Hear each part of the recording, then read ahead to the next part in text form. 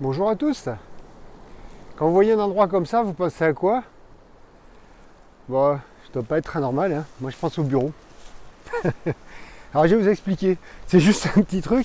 Au bureau, il se trouve que je suis ergonome de formation aussi, donc je peux en parler tranquillement. Souvent on confond ergonomie et puis immobilier ou mobilier.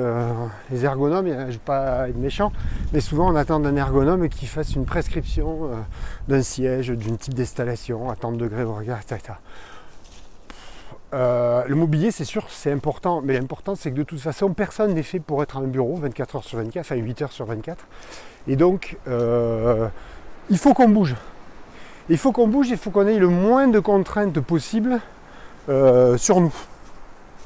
Donc, il faut permettre ce mouvement, il ne faut pas être figé. Il se trouve que si vous êtes installé sur un bureau avec l'obligation d'utiliser une souris face à l'écran, bien droit, parfaitement incliné, avec l'écran pile poil là, etc., tout ça, ça va s'installer dans une crispation. La première des choses à faire quand on est au bureau, puisque c'est souvent les cervicales qui vont charger, on parlera du dos, du bas du dos peut-être une autre fois, c'est de libérer ces cervicales. Ces cervicales, en fait, c'est 7 kg de tête posés sur un rachis cervical. Et ces 7 kg de tête tiennent avec des haubans, avec un haubanage. Ces haubans, ils vont se fixer sur les omoplates. Les omoplates, elles sont libres sur le grille thoracique. C'est-à-dire qu'elles ne sont pas attachées dans le dur, elles sont tenues par les muscles. Alors maintenant, si vous avez quelque chose à faire à main levée, très précis au niveau des doigts, en fait, vous allez demander à votre omoplate de fixer la chose. Elle va le faire. Mais pour se fixer, entre guillemets, sur le grille thoracique, qu'est-ce qu'elle fait l'omoplate? C'est qu'elle va tendre les haubans au niveau du cou.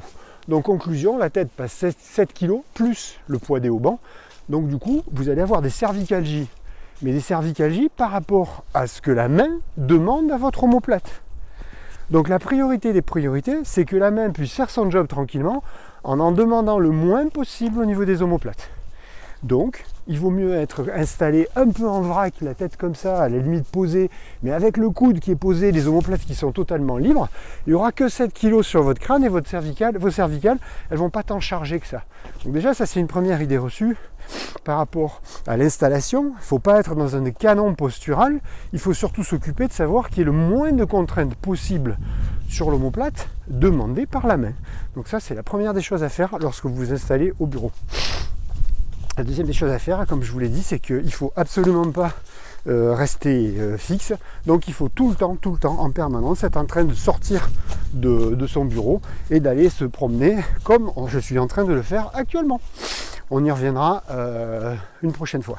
Voilà, écoutez, j'espère que cette balade vous a plu. En tout cas, le paysage est magnifique, comme d'hab. Et à bientôt.